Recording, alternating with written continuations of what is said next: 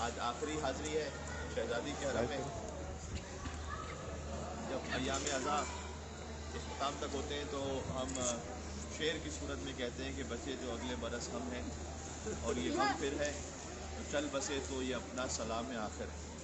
تو ہم یہ تو نہیں چاہیں گے کہ یہ سلام آخر بن جائے، بلکہ اللہ تعالیٰ بار بار ہمیں یہاں آنے کی توفیق عطا فرمائے. اور خود جو بیوی کی زیارت الوداع میں ہے وہ یہی ہے کہ اگر یہ میری آخری زیارت ہے تو بس پھر مجھے محشور فرمانا اہل بیت علیہ السلام کے ساتھ. یہ سب سے بڑی دعا ہے یہاں پر. آپ جانتے ہیں کہ بیوی کی ہم نے جو زیارت پڑھی ہے وہ بیوی کی زیارت پر آنا تو بے انتہا ثواب کا حامل ہے، لیکن جو زیارت کے الفاظ ہیں وہ معصورہ نہیں ہے. معصورہ کا مطلب یہ ہوتا ہے کہ باقاعدہ کسی امام کی جانب سے حدیث میں اس زیارت کے الفاظ کو لکھوایا گیا ہو یا بیان کیا گیا ہو. تو میں مولا غازی عباس علیہ السلام کی جو زیارت ہے نا اس کے الفاظ معصورہ ہیں، امام کا کلام ہے. تو ظاہر ہے کہ وہ جو وہاں دعا ہے وہ یہیں پر دعا ہے. غازی علمدار حسین ہے، بیوی شریکت الحسین ہے، تو وہاں جو زیارت وداع ہوتی ہے اس کی دعا میں یہاں پر کر رہا ہوں بیوی سے. اور وہ دعا کے الفاظ یہ ہوتے ہیں کہ پروردگار میں تجھ پر ایمان رکھتے ہوئے الایمان بک والتصدیق برسولک، تیرے رسول کی تصدیق کرتے ہوئے، والولایت لعلی، اور امیر المومنین کی ولایت کے ساتھ، والائمۃ من بعد، اور ان کے بعد کے ائمہ کی امامت پر یقین کے ساتھ، والبراءۃ من عدوہم، اور ان کے اعداء سے براءت یعنی بیزاری کے عقیدے کے ساتھ یہاں سے واپس چلا جاؤں. تو فإنی قد رضیت یا رب بذالک، اگر تو نے یہ عقیدے کی نعمت مجھے عطا کر دی تو میں یہاں سے راضی واپس جا رہا ہوں. یعنی یہ مکمل دعا ہے. اللہ تعالیٰ پر ایمان، رسول اللہ کی تصدیق، مولا علی کی ولایت، بعد کے ائمہ کی امامت اور ان کے اعداء سے براءت. یہ غازی عباس علیہ السلام کی زیارت میں کہ آخر میں ہم یہ دعا کرتے ہیں پروردگار اگر اتنا مجھے مل گیا فإنی قد رضیت یا رب بذالک، تو میں یہاں سے راضی ہو کر واپس جا رہا ہوں. پھر دنیا کی کوئی حاجت ہم نے مانگنا ضرور ہے. بعض لوگ یہ تصور کرتے ہیں کہ ہم اس حرم میں آئیں تو ہم کیسے اپنی کوئی دنیا کی حاجت مانگیں. تو ٹھیک ہے، آپ پہلے گریہ کریں، عزاداری کریں، اپنے آخرت ایمان کے لیے مانگیں، لیکن اگر آپ اپنی دنیا کی بھی کوئی حاجت مانگتے ہیں تو وہ کوئی غلط نہیں. اس لیے کہ حدیث میں آیا ہے کہ اپنے کھانے کا حلال نمک بھی اللہ سبحانہ و تعالیٰ سے مانگو. یعنی نمک جیسی چھوٹی سی چیز بھی، یہ خود اس بات کا اظہار اور اعلان ہے کہ پروردگار میں تو اس لیاقت کو بھی نہیں رکھتا، یہ قابل بھی نہیں ہوں کہ میں اتنی سی چیز بھی خود حاصل کر سکوں. یہ تو بلکہ اور اللہ سبحانہ و تعالیٰ پر توکل کا اعلان ہے. لہٰذا آپ اپنے جو حلال دنیا کے معاملات ہیں وہ بھی یہاں سے طلب کریں. کسی کے لیے اولاد کا معاملہ ہے، کسی کے لیے کوئی گھر کا معاملہ ہے، بیٹیوں کے ازدواج کا معاملہ ہے، وسعت رزق حلال ہے. وہ جب آپ طلب کریں گے تو ہو سکتا ہے اس میں سے کچھ حاجتیں پوری ہوں، ہو سکتا ہے کچھ نہ ہو. کیوں؟ اس لیے کہ ہم حکیم نہیں، اللہ سبحانہ و تعالیٰ حکیم مطلق ہے. ہو سکتا ہے کچھ چیزیں ایسے مانگ رہے ہیں ہم کہ جو ہمارے خیال میں بہت ضروری ہیں ہمارے لیے، لیکن یہ عین ممکن ہے کہ اللہ سبحانہ و تعالیٰ نے کوئی اور مصلحت سمجھی ہوئی ہمارے لیے. اس لیے کہ حدیث میں آیا ہے کہ ایک مومن جب دعا مانگتا ہے دنیا کی کوئی حاجت اور وہ پوری نہ ہو اور وہ اس پر اللہ کی رضا پر راضی رہے، تو جب قیامت میں وہ پہنچے گا اور اس کا نامہ اعمال کھولا جائے گا تو بے شمار نیکیاں اس کے نامہ اعمال میں لکھی ہوئی ہوں گی. تو وہ کہے گا اللہ تعالیٰ سے کہ پروردگار یہ ساری نیکیاں تو میں نے کی نہیں تھی، یہ کون سی نامہ اعمال میں نیکیاں لکھی ہوئی؟ تو اللہ تعالیٰ کی جانب سے جواب آئے گا یہ وہ دنیا کی حاجتیں تھیں جو تم نے مجھ سے مانگی تھیں اور ہم نے کسی مصلحت کی وجہ سے قبول نہیں کی تھی، اور چونکہ تم نے اس پر صبر کیا تھا اور ہماری رضا پر راضی رہے تھے، لہٰذا ہر دعا کے بدلے میں ہم نے تمہیں قیامت میں ایک نیکی عطا کی. اور اس وقت مومن یہ کہے گا کہ کاش دنیا میں میری کوئی دعا قبول ہی نہ ہوئی ہوتی کہ یہ ساری نیکیوں کی اتنی لمبی فہرست میرے پاس ہوتی. تو آپ غور فرمائیں، تو آپ نے اور ہم نے ضرور اپنی دعائیں حاجتیں مانگنی ہیں، پھر جو بیوی کو منظور ہو، جو اللہ تعالیٰ کی جانب سے عطا ہو، اس پر راضی پر رضا بھی رہنا ہے. ہاں، جس چیز سے یہاں پر میں راضی اور مطمئن ہو کے جاؤں گا وہ عقیدے کی دعا ہے کہ جو ہماری نسلوں میں جاری و ساری رہے انشاءاللہ. اللہ تعالیٰ نے توفیق عطا کی کہ چھوٹی شہزادی کے حرم بھی گئے، وہاں جا کے مصائب پڑھے، وہاں جا کے زیارت پڑھی، وہ مقام بھی دیکھا دربار میں جہاں بی بی کو 9 گھنٹے کھڑا رکھا گیا تھا.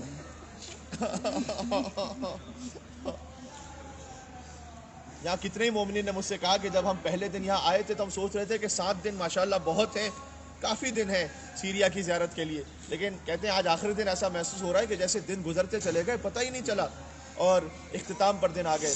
اور سب سے بڑی بات یہ ہے کہ ایام فاطمیہ کی مجلس، خود اس ماں کی مجلس بیٹی کے حرم میں کرنے کی توفیق نصیب ہوئی۔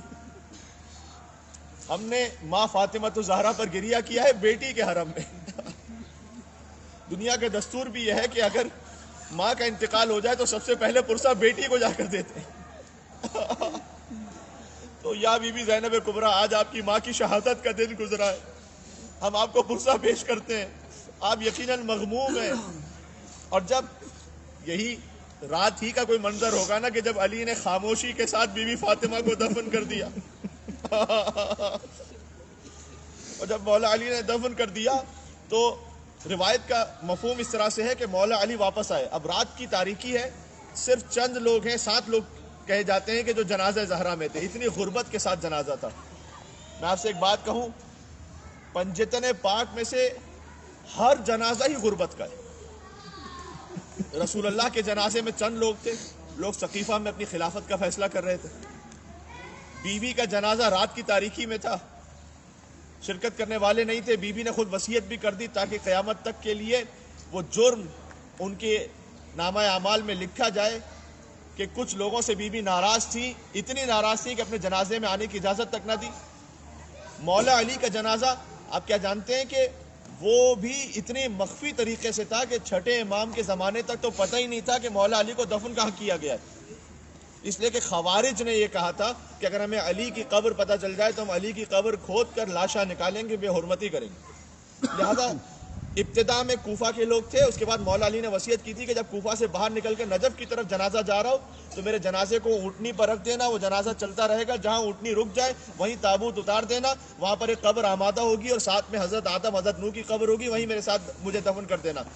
تو بہت کم اصحاب تھے مولا علی کے جنازے میں، تو وہ جنازہ بھی غربت میں تھا۔ حسن کے جنازے پر تو تیروں کی بارش تھی، آپ جانتے ہیں۔ امام حسن علیہ السلام کے جنازے کو رسول اللہ کے پہلو میں دفن ہونے کی اجازت نہیں ملی تھی۔ یہ میں بات کہہ دوں، یہاں ہم سے سوال کیا جاتا ہے چند افراد کے بارے میں کہ وہ اتنے مقدس اور محترم مقام پر دفن ہیں، تو آپ ان کے لیے عزت اور احترام کے قائل کیوں نہیں ہیں؟ تو ہم سوال یہ کرتے ہیں کہ غیر تو آ کر وہاں دفن ہو گئے، کیا رسول کی بیٹی کا حق نہیں بنتا تھا کہ باپ کے پہلو میں دفن ہو؟ کیا نواسے کا حق نہیں بنتا تھا کہ نانا کے ساتھ پہلو میں دفن ہو؟ تو مسلمانوں، تم نے کسی کو دفن ہونے کہا دیا اہل بیت میں رسول اللہ کے ساتھ؟ وہ جنازہ بھی غربت میں تھا، اور آخری جو حسین کا جنازہ تھا پنجتن میں، وہ تو لاشا اٹھانے والا ہی کوئی نہیں بچا تھا۔ کربلا میں 2 لاشیں ایسے تھے جو اٹھائے نہیں گئے، ایک عباس کا لاشا، ایک حسین کا لاشا۔ عباس کا لاشا اس لیے کہ مولا عباس نے وصیت کی تھی کہ آقا حسین میرے لاشے کو خیمے میں نہ لے جائیے گا، سکینہ شاید پانی کی منتظر ہو۔ یا غازی عباس، آپ کا بھی شکریہ، آپ کی خواہر کی زیارت بھی نصیب ہوئی، آپ کی بھتیجی کی زیارت بھی نصیب ہوئی۔ وہ بھتیجی جو خالی کوزے لیے در خیمہ پر منتظر رہی۔ میں 2 دن بعد انشاءاللہ چونکہ کربلا جا رہا ہوں اور آپ سب کی جانب سے زیارت کے لیے نیابت بھی خود بخود میرے اوپر ہے، اور انشاءاللہ آپ سب کی جانب سے زیارت بھی پڑھوں گا۔ تو جو کربلا جا چکے ہیں انہیں معلوم ہے کہ غازی عباس کا جہاں شان قلم ہوئے تھے، جہاں ان کی شہادت ہوئی، اور خیمہ گاہ وہ بہت دور ہے، فاصلہ ہے۔ تو حسین علم لے کر آ رہے تھے نا، لاشا تو وہیں چھوڑ دیا تھا، تو جب علم لے کر آ رہے تھے تو چھوٹے چھوٹے بچے دور سے علم کو دیکھ رہے تھے اور کہہ رہے تھے کہ دیکھو علمدار آ رہا ہے، بس اب پانی پہنچنے والا ہے۔ جب حسین علم لے کر پہنچے تو سکینہ نے دیکھا کہ علم آ گیا، علمدار نہ آیا۔ میں مصائب جو مولا زبان پر جاری کرواتے جا رہے ہیں وہ پڑھتا جا رہا ہوں، اس لیے کہ آخری حاضری ہے۔ تو میں بی بی کی اجازت سے جملہ کہہ دوں، جو کتابوں میں لکھا ہوا ہے نا، اگر ہم محسوس کر سکیں تو وہ اور سخت مصائب ہیں۔ جب امام حسین علم لے کر پہنچے تو جو چھوٹے چھوٹے بچے تھے وہ اور بیویاں بھی، ان میں کسی میں یہ ہمت اور جرت نہیں ہوتی تھی کہ پوچھے کہ عباس کہاں رہ گیا، کیوں نہیں آیا عباس؟ یعنی یقین نہیں آ رہا تھا کہ عباس مار دیے گئے۔ دل میں خیال تھا لیکن یہ کیا حسین خالی علم لے کر کیوں آئے, کہاں ہے عباس؟ تو کوئی امام سے کلام نہیں کرتا تھا کہ کیا پوچھے امام سے. تو امام حسین نے کیسے سمجھایا کہ عباس شہید ہو گئے؟ تو حسین آئے خیمہ عباس پر, جہاں خیمہ تھا نا عباس کا, اور ایک ستون تھا اس خیمے پر, جس ستون سے وہ خیمہ لگا ہوا تھا, تو امام حسین نے وہ ستون گرا دیا. جب وہ ستون گرا تو خیمہ گر گیا عباس کا. اور پھر حسین نے وہاں بیٹھ کر کہا یہ صاحب خیمہ نہیں رہا. یا ابوالفضل عباس, یا اللہ. تو عرض یہ کرنے لگا تھا کہ اہل بیت علیہ السلام میں سے پنجتن میں ہر ایک کا جنازہ غربت کے عالم میں تھا. تو جب رات کی تاریکی میں مولا علی, ایسی ہی کوئی رات تھی کہ جب دفن کر کے آئے سیدہ کو, تو حسن اور حسین تو تھے نا ماں کے جنازے تک ساتھ میں. اللہ اکبر, اللہ اکبر. اذان کے بعد پڑھتے ہیں انشاءاللہ. اللہ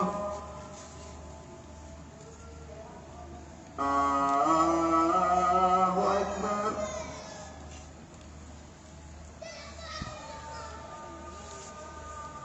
اشہد ان لا الہ الا اللہ.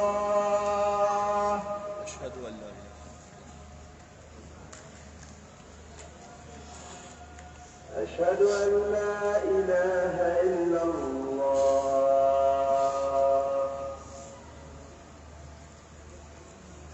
اشہد ان محمدا رسول اللہ.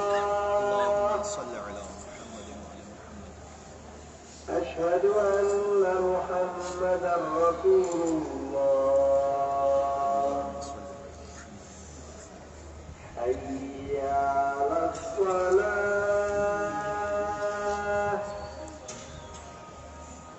حی علی الصلاة.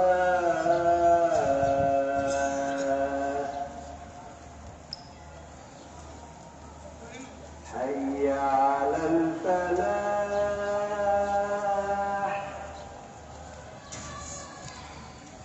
حی علی الفلاح.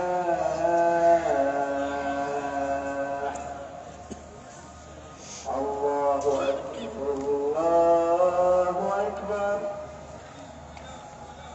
لا الہ الا اللہ. وصلی اللہ علی سیدنا محمد وعلی آلہ وصحبہ وسلم. صلی علی محمد و آل محمد.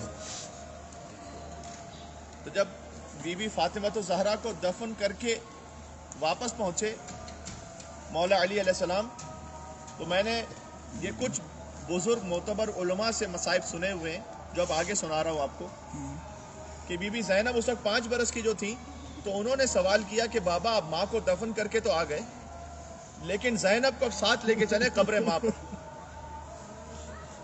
تو مولا علی جب تدفین کر کے واپس آئے تھے تو تقریباً فجر ہونے والی تھی, رات میں دفن کیا اور تقریباً فجر ہونے والی تھی.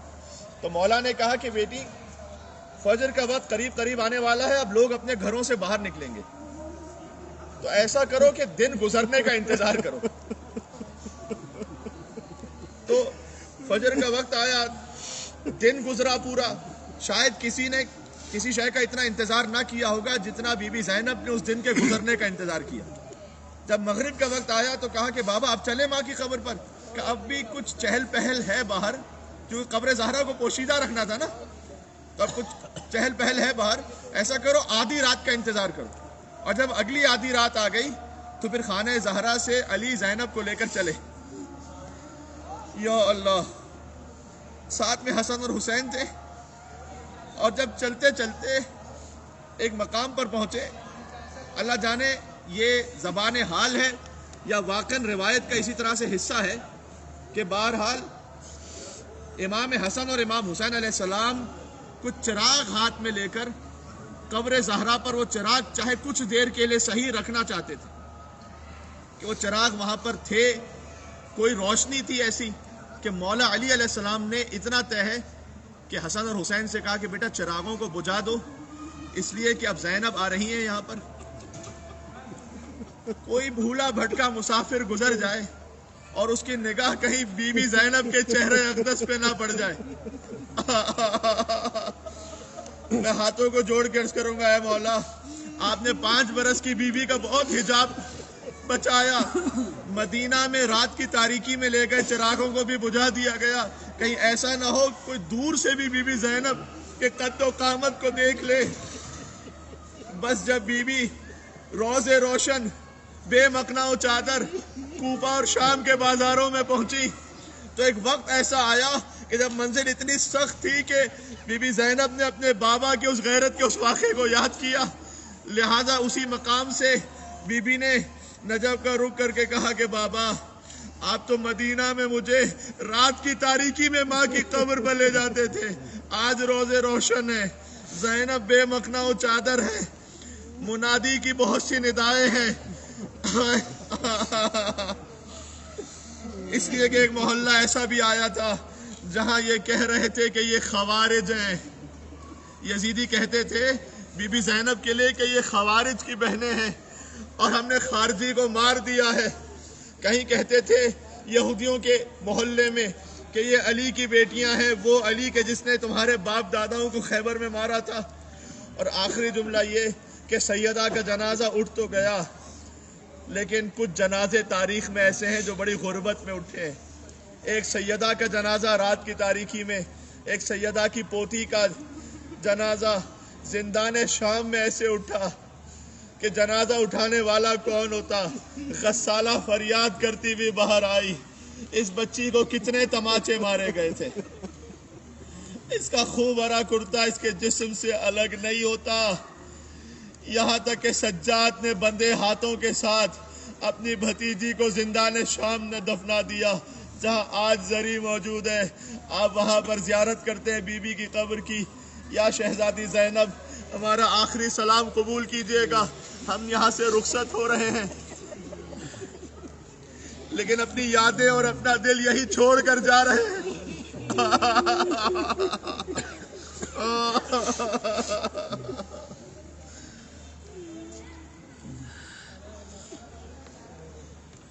میں بس وقت زیادہ نہیں بچا، اگرچہ کہ مومنین کی نیابت میں اور ان کی نیت سے آج میں زری کے سامنے بیٹھ کر بی بی کی امام حسین علیہ السلام کا مقتل پڑھ رہا تھا تاکہ بی بی کی خدمت میں مصائب ہم سنا سکیں اور ہدیہ کر سکیں اور یہی کوئی نذرانہ ہے جو پیش کر سکیں.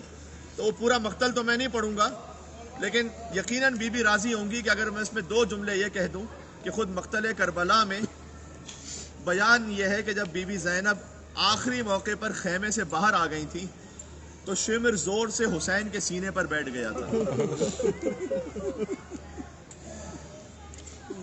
اس سے جو پہلے کا جملہ ہے فَرَفَضَ بِرِجْلِهِ، امام حسین زخمی حالت میں تھے تو اس نے اپنے پیر سے حسین کو سیدھا کیا. وَجَلَسَ عَلَى صَدْرِهِ، اور زور سے حسین کے سینے پر بیٹھ گیا. وَقَابِضٌ لِحْيَتَهُ، اور اس نے زور سے حسین کی داڑھی کو کھینچا. یہ آخری کچھ نذرانہ ہے یا حسین کہہ کے رو لینا. مجلسیں تو بہت سی ہوتی ہیں لیکن بی بی کے گنبد کے سامنے بیٹھ کر حسین پر رونے کا الگ ہی مقام ہے.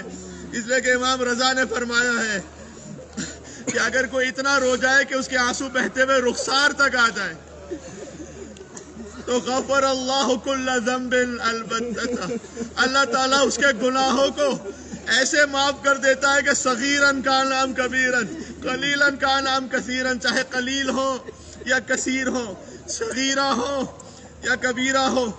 اس وقت کیفیت یہ تھی کہ ابھی حسین پر خنجر چلنے والا تھا کہ بی بی زینب نے فوج یزید کا رخ کر کے اللہ جانے کس بیچارگی کے عالم میں جملہ کا اما فیکم مسلم، کیا تم میں کوئی ایک بھی مسلمان نہیں ہے کہ جو آگے.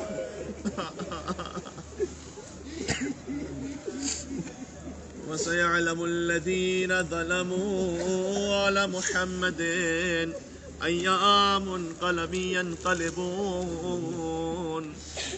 السلام على الحسين وعلى علي بن الحسين على أولاد الحسين وعلى أصحاب الحسين. نعرہ الصلوات. اللهم صل على محمد وعلى محمد.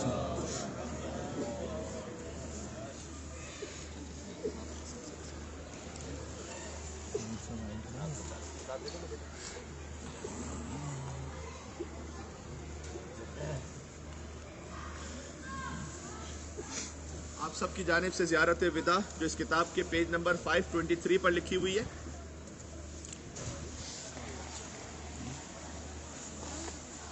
استودعك الله واسترعيك واقرأ عليك السلام. السلام. آمنا بالله وبرسوله وبكتابه وبما جاء به من عند الله. اللهم فاكتبنا مع الشاهدين. اللهم لا تجعله آخر العهد من زيارتي لقبر مولاتنا زينب عليها السلام، وارزقني زيارتها أبدا ما بقيتني، واحشرني معها ومع آبائها في الجنان، وعرف بيني وبينها وبين رسولك وأوليائك. اللهم صل على محمد وآل محمد، وتوفني على الإيمان بك والتصديق برسولك والولاية لعلي بن أبي طالب والأئمة من ولد عليهم السلام والبراءة من عدوهم، فإني قد رضيت يا ربي بذلك. وصلى الله على محمد وآل محمد. صلی اللہ محمد آل محمد. میر صاحب نوحہ خوانی فرمائیں گے.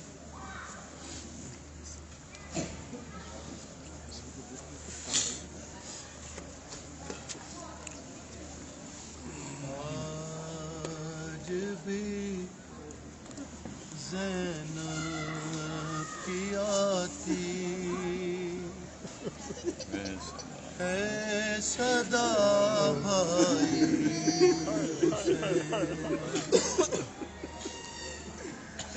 آج بھی زینب کی آتی ہے صدا بھائی حسین. تیرا چہرہ تیری آنکھیں بھول کب پائی حسین. چلتے ناقب سے گرایا، خود کو جلتی ریت پر چلتے ناقب سے گرایا،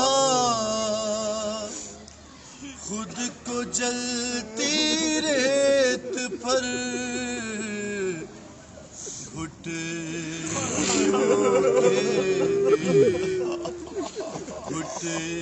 گھٹنیوں کے بل میں تیری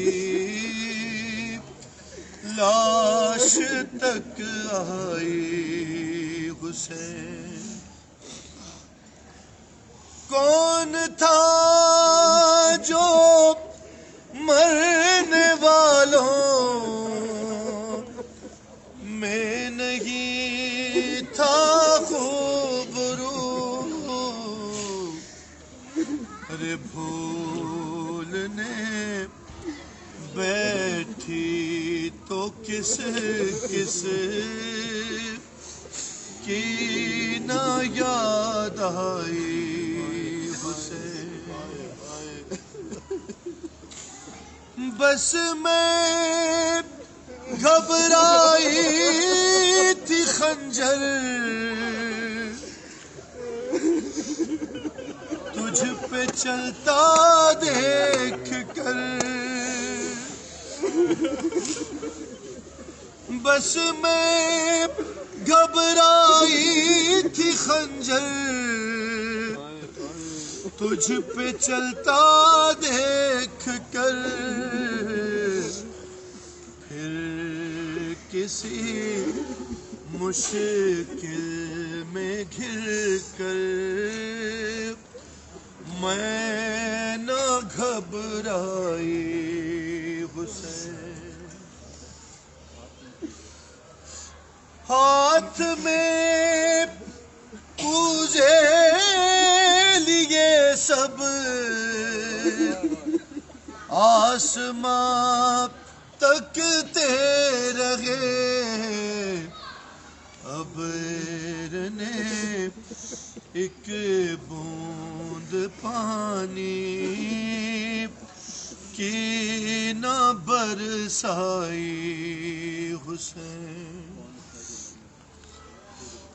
بہہ رہے تھے آنکھ سے آنسو تیری رخصت کے بعد، ارے پھر کوئی آنسو نہ ٹپکا، آنکھ پتھرائی حسین، دور افتادہ سب جب پیا بس تیری یاد آئی حسین، ٹھنڈا پانی جب پیا بس تیری یاد آئی حسین، آج بھی زینب کی آتی ہے صدا بھائی۔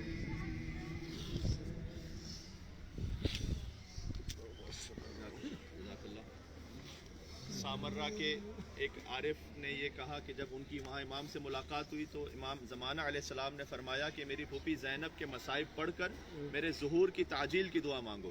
تو سب سے بڑھ کر اس وقت دعا یہ ہے، آپ ذرا ایک لمحے کے لیے سوچیں اگر ہمارے امام ہمارے سامنے ہو، اگر مولا سامنے ہو تو پھر آپس کا یہ کیسا اختلاف ہے، کیسی پریشانی، کیسی مشکل، کچھ بھی نہیں ہے، پھر تو فرزند زہرا سامنے ہوں گے۔ تو سارے مصائب کے بعد یہ دعا کریں کہ اللہم عجل لولیک الفرج، کہ اے مولا آپ ہمارے گناہوں کو نہ دیکھیے گا، اس انتقام کی خاطر جو آپ نے اپنی جدہ کے شکستہ پہلو کا لینا ہے، اپنے جد حسین کی شہادت کا لینا ہے، سکینہ کو لگنے والے تماچوں کا لینا ہے، اور سب سے بڑھ کر پھوپھی زینب کی چھنتی ہوئی چادر کا لینا ہے۔ اس انتقام کی خاطر مولا ظہور فرمائیے، اللہم عجل لولیک الفرج۔ بسم اللہ الرحمن الرحیم، الہی عظم البلاء وبرح الخفاء وانكشف الغطاء وانقطع الرجاء وضاقت الأرض ومنعت السماء وأنت المستعان، اللهم صل على محمد وآل محمد أولي الأمر الذين فرضت علينا عطاء بحقهم فرجا عاجلا قريبا كلمح البصر أو هو أقرب۔ سب مل کے یا محمد یا علی یا، تھوڑا اور مل کے یا محمد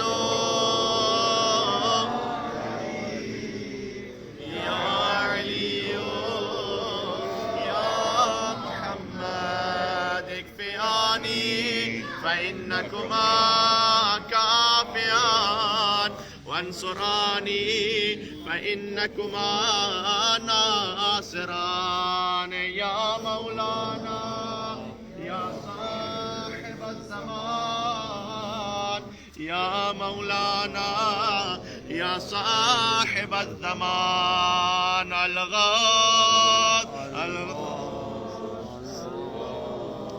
أدركني أدركني أدركني الساعة الساعة سب مل کے کہیں العجل العجل ایک مرتبہ اور العجل العجل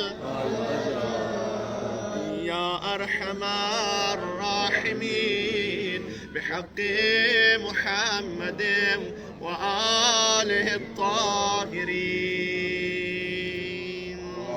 اللہم صلی علی محمد و آل محمد. اجتماعی